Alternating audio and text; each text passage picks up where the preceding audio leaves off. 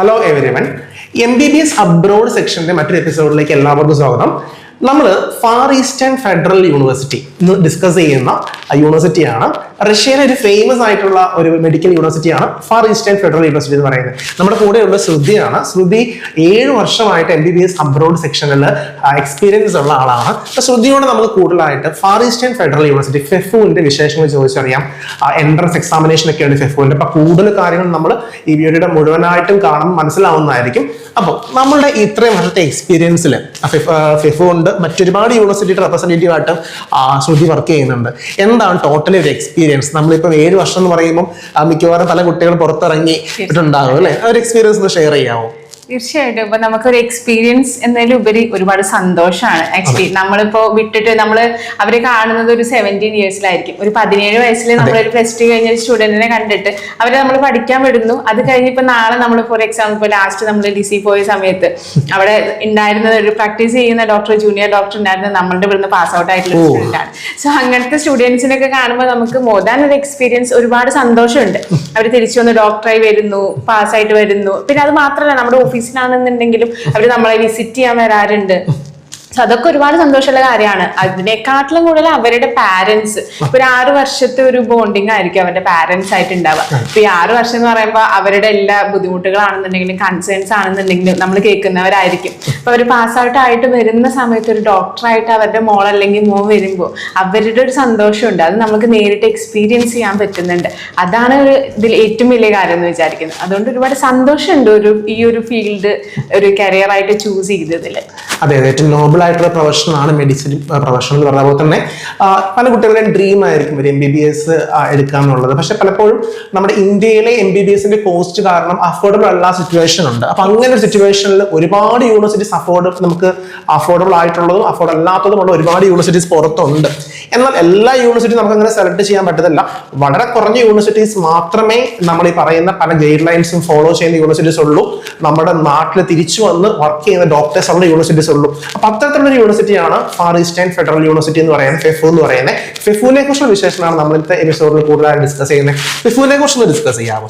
തീർച്ചയായിട്ടും. ഫെഫു എന്ന് പറയുമ്പോൾ നമുക്ക് കേരളത്തിൽ നിന്ന് അല്ലെങ്കിൽ ഇന്ത്യയിൽ നിന്ന് ഏറ്റവും കൂടുതൽ സ്റ്റുഡൻസ് ഒരു വർഷം ഫ്ലൈ ചെയ്യുന്ന ഒരു യൂണിവേഴ്സിറ്റിയാണ്. റഷ്യയിൽ തന്നെ ഏറ്റവും ടോപ്പ് റാങ്ക്ഡ് ആയിട്ടുള്ള ഒരു ഫെഡറൽ യൂണിവേഴ്സിറ്റി ആണ് ഫെഫു എന്ന് പറയുന്നത്. അപ്പൊ ഏറ്റവും കൂടുതൽ കുട്ടികൾ പോയിട്ടുള്ളതും അവരുടെ ഏറ്റവും കൂടുതൽ കുട്ടികളുടെ ഒരു എക്സ്പീരിയൻസ് നമുക്ക് കിട്ടിയിട്ടുള്ളതും ഒരു ഫെഫുവിൽ നിന്നാണ്.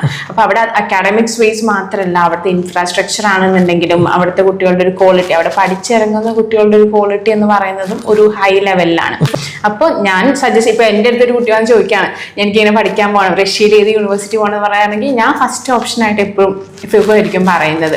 സോ അത് വളരെ നല്ലൊരു ഓപ്ഷനാണ്. നമ്മുടെ ഇതുവരെ പോയിട്ട് നമ്മളൊരു സ്റ്റുഡൻസിന്റെ ഫീഡ്ബാക്ക് എന്നായിരിക്കും നാളെ ഒരു യൂണിവേഴ്സിറ്റി അത് സജസ്റ്റ് ചെയ്യണോ വേണ്ടതെന്നൊരു 50% തീരുമാനിക്കുന്നത്. ഇപ്പൊ ഫെഫുവിൽ പോയ ഒരു സ്റ്റുഡന്റ് നമ്മളുടെ അടുത്ത് തിരിച്ചൊരു കംപ്ലൈന്റ് ആയിട്ട് ഇതുവരെ എൻ്റെ കരിയറിൽ നിന്ന് മാത്രമല്ല ഇതുവരെ ഇപ്പോൾ നമ്മൾ വർക്ക് ചെയ്യുന്നിടത്താണെന്നുണ്ടെങ്കിലും അതിന്റെ ബേസിസിലാണെങ്കിലും ഒരു കുട്ടി ഇതുവരെ നമ്മളുടെ തിരിച്ചു വന്നിട്ടില്ല ഒരു കംപ്ലൈന്റ് ആയിട്ട്.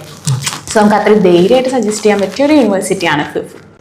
പലപ്പോഴും പേരൻസിന്റെ ഒരു കൺസേൺസ് ആയിരിക്കും NMCയുടെ ഗൈഡ് ലൈൻസ് ഒക്കെ ഫോളോ ചെയ്യുന്നുണ്ടോ ഫെഫു? അതുപോലെ തന്നെ FMGE പാസിംഗ് റേറ്റ് എങ്ങനെയാണ്? നമുക്കറിയാം അവിടെ പഠിച്ചിറങ്ങിയ ശേഷം ഇന്ത്യയിലോട്ട് തിരിച്ചു വരുമ്പോഴുള്ള FMGE പാസിംഗ് റേറ്റ്. അപ്പൊ ഇങ്ങനെയുള്ള കാര്യങ്ങളൊക്കെ നമ്മുടെ ഫെഫു എങ്ങനെയാണ് ഒന്ന് ഡിസ്കസ്? തീർച്ചയായിട്ടും NMC ഗൈഡ് ലൈൻസ് നമ്മളിപ്പോ ഫെഫു എന്നല്ല ഏത് യൂണിവേഴ്സിറ്റി എടുക്കുകയാണെങ്കിലും NMC ഗൈഡ് ലൈൻസ് ഫോളോ ചെയ്യുന്നുണ്ടോ എന്ന് ക്രോസ് ചെക്ക് ചെയ്തിട്ട് മാത്രം വിടാം. ഇപ്പൊ നമ്മൾ കാണുന്ന ഓഡിയൻസ് ആണെന്നുണ്ടെങ്കിൽ നമ്മൾ പറഞ്ഞു എന്നുള്ള ബേസിസിൽ ഒരിക്കലും ഒരു യൂണിവേഴ്സിറ്റി പോയി ചെയ്യരുത്. നിങ്ങൾ കറക്റ്റ് ആയിട്ട് ചെക്ക് ചെയ്യണം എന്തൊക്കെയാണ് NMC ഗൈഡ് ലൈൻസ് എന്ന്, അത് ഫോളോ ചെയ്യുന്നുണ്ടോ എന്നുള്ളത്. ഇപ്പൊ NMC ഗൈഡ് ലൈൻസിന് പറയുന്ന മെയിൻ ഒരു പോയിന്റ് എന്ന് പറയുന്നത് അവിടെ ഇംഗ്ലീഷ് തോട്ട് പ്രോഗ്രാം ആയിരിക്കണം എന്നുള്ളതാണ്. സോ റഷ്യയിലാണെന്നുണ്ടെങ്കിൽ തന്നെ ബൈലിംഗ്വൽ പ്രോഗ്രാംസ് ഉള്ള യൂണിവേഴ്സിറ്റീസ് ഉണ്ട്.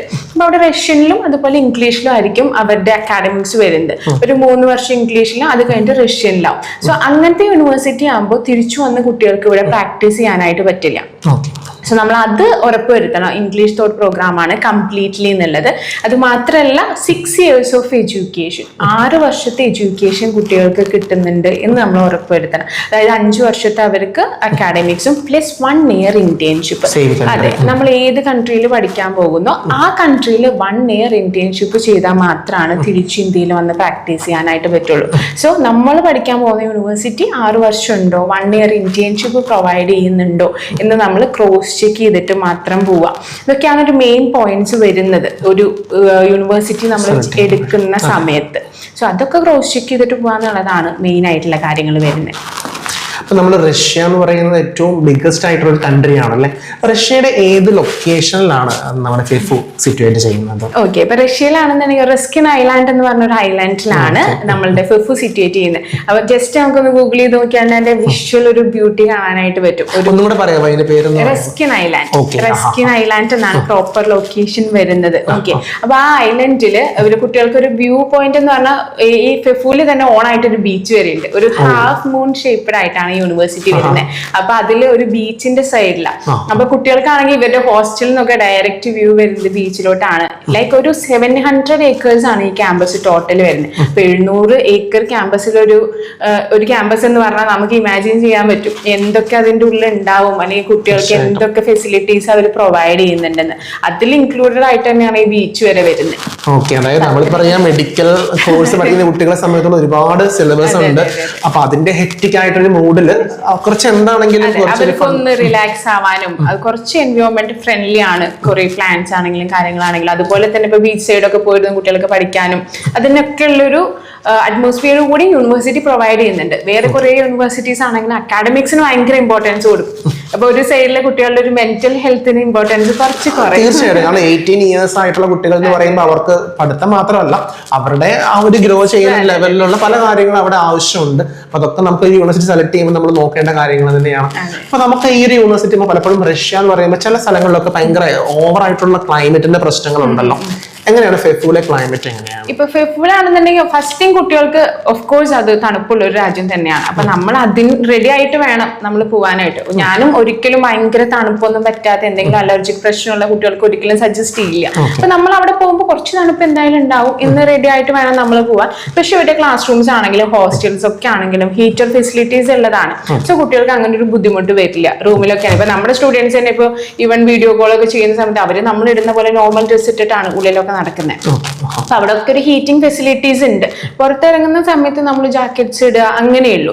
പിന്നെ അവിടുത്തെ ഒരു സമ്മർ എന്ന് പറയുന്നത് ഒരു പീക്ക് സമ്മർ വരുന്ന സമയത്ത് ഇപ്പൊ ഒരു ജൂൺ ജൂലൈ ആണ് അവർക്ക് വരുന്നത്. അപ്പൊ ആ ഒരു സമയത്ത് കുട്ടികൾക്ക് വെക്കേഷനാണ്. അപ്പൊ നല്ല ചൂടുള്ള സമയം കുട്ടികൾ ഇവിടെ ഇരിക്കും, നാട്ടിലായിരിക്കും. സോ ആകെ കൂടി ഇവർക്ക് ഭയങ്കര ഒരു തണുപ്പ് എന്ന് പറയാനായിട്ട് ഒരു 1 month 2 month മാക്സിമം അത്രയാണ് ഉണ്ടാവുള്ളൂ. ഏത് മാസങ്ങളിലാണ് സാധാരണ? അപ്പൊ ഏകദേശം അവർക്ക് ഒരു നവംബർ ഡിസംബർ ആ ഒരു ടൈമൊക്കെ ആയിരിക്കും ഭയങ്കര തണുപ്പുള്ള സമയം. ഭയങ്കര തണുപ്പൊക്കെ വരാണ്, ക്ലാസ്സിൽ വരാൻ പറ്റാത്തൊരു സിറ്റുവേഷൻ ഒക്കെ ആണെങ്കിൽ മാത്രം യൂണിവേഴ്സിറ്റി ഒരു 10 days ഒക്കെ കുട്ടികൾക്ക് ലീവും കാര്യങ്ങളൊക്കെ അലോട്ട് ചെയ്ത് കൊടുക്കും. സോ അങ്ങനെ ഒരു ക്ലൈമറ്റ് ഇഷ്യൂസ് അങ്ങനെ അഡ്ജസ്റ്റ് ചെയ്യാൻ പറ്റാത്തൊരു ഇഷ്യൂസ് കുട്ടികൾക്ക് വരില്ല. പിന്നെ നമ്മൾ അറിയാം ഏറ്റവും കൂടുതൽ പേരൻസിന്റെ ആണെങ്കിലും കുട്ടികളുടെ കൺസേൺ ആണ് എബൌട്ട് ക്ലിനിക്കൽ പ്രാക്ടീസ് എന്ന് പറയുന്നത്. കാരണം നമുക്ക് MBBS എന്ന് പറയുന്ന മെഡിക്കൽ പ്രൊഫഷനാണ്. നല്ല എക്സ്പേർട്സ് ആയിട്ടുള്ള ഡോക്ടേഴ്സ് ആയിട്ട് വേണം നമ്മുടെ അടുത്തേക്ക് വരാൻ വേണ്ടിയിട്ട്. അപ്പൊ അതിനുള്ള ക്ലിനിക്കൽ പ്രാക്ടീസും കാര്യങ്ങളൊക്കെ ഫെഫുവിൽ കിട്ടുന്നുണ്ടോ? തീർച്ചയായിട്ടും ഫെഫു ഞാൻ ആദ്യം പറഞ്ഞ പോലെ ഒരു ഫെഡറൽ യൂണിവേഴ്സിറ്റി ആണ്. ഡയറക്റ്റ് റഷ്യൻ പ്രസിഡന്റിന്റെ അണ്ടറിൽ വരുന്ന ഒരു യൂണിവേഴ്സിറ്റിയാണ്. സോ ആ ഒരു പോയിന്റിൽ തന്നെ വ്യക്തമാണ് അവിടുത്തെ കുട്ടികൾക്ക് ഫെസിലിറ്റീസ് എന്ന് പറയുന്നത് ഉറപ്പുവരുത്തിയിരിക്കും എന്നുള്ളത്. അപ്പൊ ഫെഫുവിടെ തന്നെ മെഡിക്കൽ കോളേജിലായിരിക്കും കുട്ടികൾക്ക് ക്ലിനിക്കൽസും പ്രാക്ടീസും ഒക്കെ വരുന്നത്. ഇവരുടെ ക്യാമ്പസിനകത്ത് തന്നെയാണ് ഹോസ്പിറ്റൽസ് ഒക്കെ വരുന്നത്. അപ്പൊ അവിടുത്തെ ലോക്കൽസ് ആണെന്നുണ്ടെങ്കിൽ ഡിപ്പെൻഡ് ചെയ്യുന്ന ഒരു ഹോസ്പിറ്റലാണ്. സോ നമുക്ക് പേഷ്യൻസ് അവൈലബിലിറ്റി അല്ലെങ്കിൽ ഒരു പേഷ്യന്റ് ഫ്ലോയുടെ കാര്യത്തിൽ ഒരു കൺഫ്യൂഷന്റെ ആവശ്യമില്ല. അപ്പൊ നമുക്ക് അത്യാവശ്യം കുട്ടികൾക്ക് എല്ലാവർക്കും നല്ല രീതിക്ക് ക്ലിനിക്കൽസ് ചെയ്യാനൊക്കെ പറ്റുന്നുണ്ട്. പിന്നെ ഓഫ് കോഴ്സ് ഇവിടുത്തെ പോലെ തന്നെ നമുക്കൊരു 12 കുട്ടികളുള്ള ഒരു ഗ്രൂപ്പ് വൈസ് ആയിരിക്കും കുട്ടികളെ പ്രാക്ടിക്കൽസ് വിടുന്നത്. സെയിം അവിടെ അങ്ങനെ തന്നെയാണ്. ഒരു 60 പേര് ഒരു ക്ലാസ്സിൽ ഉണ്ടെങ്കിൽ അവർക്ക് ക്ലിനിക്കിൽ തുടങ്ങുന്ന സമയത്ത് ഒരു 10 അല്ലെങ്കിൽ മാക്സിമം 12 ഒരു 12 സ്റ്റുഡൻസിന്റെ ഗ്രൂപ്പായി തിരിച്ചിട്ടായിരിക്കും പ്രാക്ടിക്കൽസിന് കൊണ്ടുപോകുന്നത്.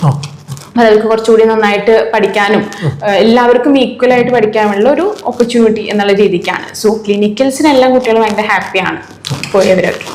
ഓഫ് കോഴ്സ് അടുത്തൊരു ക്വസ്റ്റ്യൻ എന്ന് പറയുന്നത് തീർച്ചയായിട്ടും MBBS പഠനത്തിന് ശേഷം നെക്സ്റ്റ് ഇവർ തിരിച്ചു വന്നതിന് ശേഷം FMG എക്സാം എഴുതണം. ഇനി നെക്സ്റ്റ് അവരുടെ ഹയർ സ്റ്റഡീസ് PG എന്ന് പറയുന്നത് US ആണെങ്കിൽ USMLE അല്ലെങ്കിൽ പ്ലാബോ അല്ലെങ്കിൽ ASME അങ്ങനെയുള്ള എക്സാംസ് ഒക്കെ എഴുതുമ്പോൾ എത്രത്തോളം സപ്പോർട്ടഡ് ആണ് നമ്മുടെ യൂണിവേഴ്സിറ്റി എന്ന് പറയുന്നത്? ലാസ്റ്റ് ഇയറിന്റെ ഒരു പാസ് ഔട്ട് പെർസെന്റേജ് നോക്കിയാൽ മോസ്റ്റ്ലി അവിടെ നമ്മൾ ഒരുപാട് ഇന്ത്യൻ സ്റ്റുഡൻസ് ഉണ്ട്, കേരള സ്റ്റുഡൻസ് ഒരുപാട് പേരുണ്ട്. അപ്പൊ ലാസ്റ്റ് ഇയറിന്റെ ഒരു പാസിംഗ് പെർസെന്റേജ് തന്നെ 63.8 0.66 എന്ന പെർസെന്റേജ് ആണ് last year pass out percentage വരുന്നത്. ഓക്കെ, അത്രയധികം ഒരു പാസ് ഔട്ട് പെർസെന്റേജ് വരുന്നുണ്ട്. എല്ലാ യൂണിവേഴ്സിറ്റിയിലും അത് ഉണ്ടായിക്കൊള്ളുന്നില്ല. അതെ അതെ, തീർച്ചയായിട്ടും കാണാൻ പറ്റും. സോ അത്രയധികം പാസ് ഔട്ട് പെർസെന്റേജ് വരുന്നുണ്ട് കുട്ടികൾക്ക്. അപ്പൊ നമുക്ക് ധൈര്യമായിട്ട് എല്ലാവർക്കും ഈ പറഞ്ഞ പോലെ കൺസേൺ ആണ്, പോയി തിരിച്ച് നമുക്ക് ക്രാക്ക് ചെയ്യാൻ പറ്റുമോ, FMG ക്രാക്ക് ചെയ്യാൻ പറ്റുമോ എന്നുള്ളത്. സോ പാസിംഗ് പെർസെന്റേജ് നല്ലോണം ഉള്ള ഒരു യൂണിവേഴ്സിറ്റി കൂടിയാണ് FMGയുടെ. ഇപ്പൊ നമ്മളുടെ തന്നെ എല്ലാ സ്റ്റുഡൻസ്, ഇപ്പൊ ഈ വർഷം നമ്മുടെ കുറെ സ്റ്റുഡൻസ് തിരിച്ചു വന്നിട്ടുണ്ട്. ഫസ്റ്റ് അറ്റംപ്റ്റിൽ തന്നെ അവര് ക്ലിയർ ചെയ്ത സ്റ്റുഡൻസ് ഉണ്ട്. ഇവിടെ പ്രാക്ടീസിന് പോകാൻ ഒരുങ്ങി നിൽക്കുന്ന സ്റ്റുഡൻസ് ഉണ്ട്.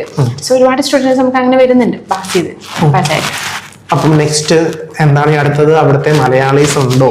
ഓക്കെ, അതുപോലെ തന്നെ ഇന്ത്യൻ സ്റ്റുഡൻസ് എത്രത്തോളം ഉണ്ട്, നമ്മുടെ കൺട്രി സപ്പോർട്ടഡ് ആണോ?